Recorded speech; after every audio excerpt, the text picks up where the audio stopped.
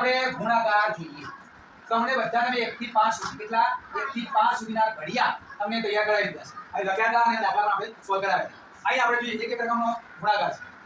ગુણાકારને શું કહેવાય ખબર? પુનરાવર્તિત સરવાળો. પુનરાવર્તિત સરવાળો શું કહેવાય? સરવાળો. આ યાદ રાખો. અને ગુણાકારની અંદર તટસ્થ સંખ્યા કઈ છે? તટસ્થ સંખ્યા 1. કઈ છે? 1. આ યાદ રાખો ખાસ. અને ગુણાકાર કોઈ પણ સંખ્યાનો ગુણાકાર 0 સાથે થાય તો જવાબ શું આવે? 0 જ આવે. અહીં કહીએ 5 ગુણ્યા 0 તો એ 0. 15 ગુણ્યા 0 તો જવાબ શું આવશે? 0. આ ખાસ યાદ રાખો. એક સાથે થાય તો એની એ સંખ્યા આવે. હું કીધું કે 200 ગુણ્યા 1 તો જવાબ કેટલો આવે? 200. 25 ગુણ્યા 1 જવાબ કેટલો આવે? તો 25. તો જો હવે તમને 5 સુધી આપણે ઘડિયા શીખવાડ્યા હતા તો હવે એ પ્રમાણે તમને ગુણાકાર શીખવાડજો.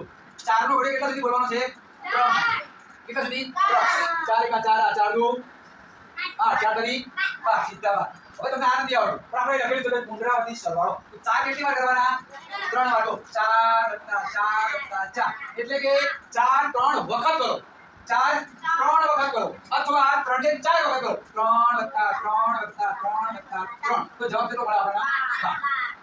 તો પડી જાય એટલે પુનરાવર્તિત સરવાળો કહેવાય. પરંતુ ઘડિયા આવડે તો ઝડપી આપણે ગુણાકાર શીખી શકીએ. એટલે ઘડિયા આપણે તૈયાર કરી દેવાના. કેટલા સુધી? 10 સુધી. તો જો આપણો જવાબ મળી ગયો બહાર. આપણો જવાબ ચલો 6 નો ઘડિયો આપણે શીખવાડ્યો નથી તો આપણે ગુણાકાર કરવો છે. તો તમને 3 નો તો ઘડિયો આવડે તો કેટલા સુધી બોલવાનો? 100 સુધી બોલો. 3 નો ઘડિયો 100 સુધી બોલો અથવા 6 નો ઘડિયો આવડે કઈ સુધી બોલો? 6 તરીકે કેટલા થાય? 6 3 વાર કરો અથવા 3 6 વાર વખત કરો તો આપણને જવાબ કેટલો મળે છે? સરખો. ચલો આગળ 5 કેટલી વાર? 8 વાહ 4 ને 5 કેટલા મળે? 4 5 2 4 8 5 પણ 40. આ યાદ રાખો. ચલો હવે બે રેખા ઉપર બે રેખા એકમ દશક અને નીચે એકમ તારીખ. બે નો એકમ સાથેનો ગુણાકાર. તો પહેલો તો 5 ને 3 તો તરી કેટલા થાય? તો સીધા હતા ને તો આપણે સીધા ઉડી દીધા. અહીં જો 4 યા 40 ઉડી દીધા. અહીં એવું કરવાનું નથી. 5 6 5 તરી કેટલા થાય? 15. તો બાજુમાં આપણે સરળ મૂક્યા એકમ કીધા 15 આયા. હવે એકમ નો કયો? એકમ નો 5 તો 5 થયા.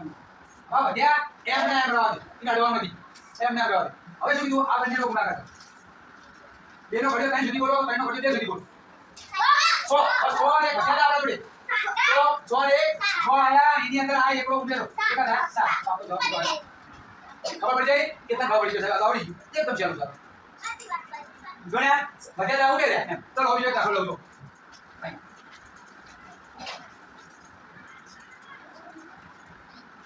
ચલો જતા 34 ગુણ્યા 6. હવે તમને 4 નો ઘડિયો 6 સુધી આવડે છે તો 6 તો કેટલા થાય? 6 તો કેટલા થાય? કોણ આવડે?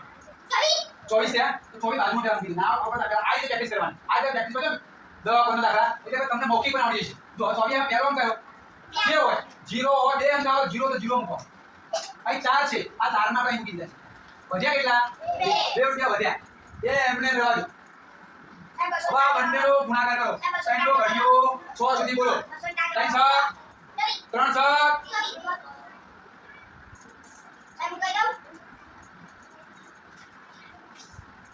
કેટલા આયા? 18 આયા. કેટલા આયા? 18. 6 તરી 18 થાય. હવે 18 નો ઘડિયો આમ કેવો? તો 4 માંથી ઉપર કેટલા થાય? 20. તો આ 20 આખા મૂકી દેવાના. તો 204 આપણો જવાબ આવ્યો. ચલો હવે એક દાખલો લે હું કૃષ્ણને ગણાવું છું. એ કૃષ્ણ ગણશે ગુણાકાર. ચલો કૃષ્ણ ભાઈ આવશે આ દાખલો કરી માટે.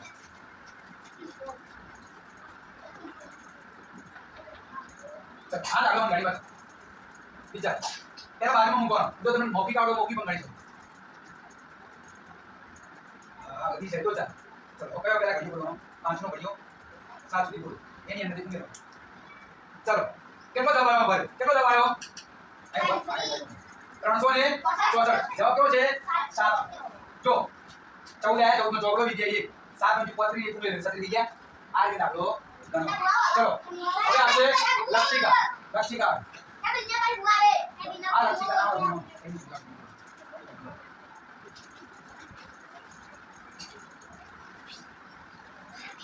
ગમે આપનો પડે 3 સુધી બોલો કે 3 નો પડે 8 સુધી બોલો. જવાબ આપણે એક જ મળે ગુણાકારની અંદર. ગમે ઉલટ ઉલટ કરો.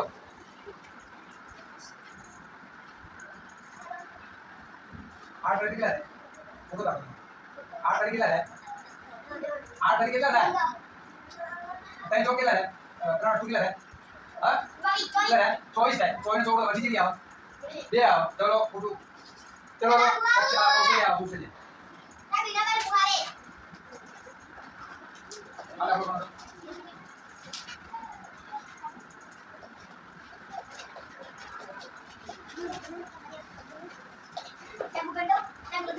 તમારે આવો.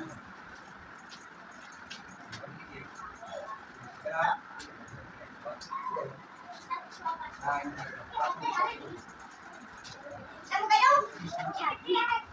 સરસ, ખૂબ સરસ. જો શું કર્યું મને જો 5 તારીખ 15 નો પોતરો મૂક્યો, તો વધી જાય 1 અને આ બેનો ગુણાકાર કર્યો 30 ને 1 કરી આપણો જવાબ 7. તો આ પ્રમાણે યાદ પ્રેક્ટિસ કરો. ચલો બીજા દાખલા પ્રેક્ટિસ કરો. મોબાઈલ ભરી ગયો.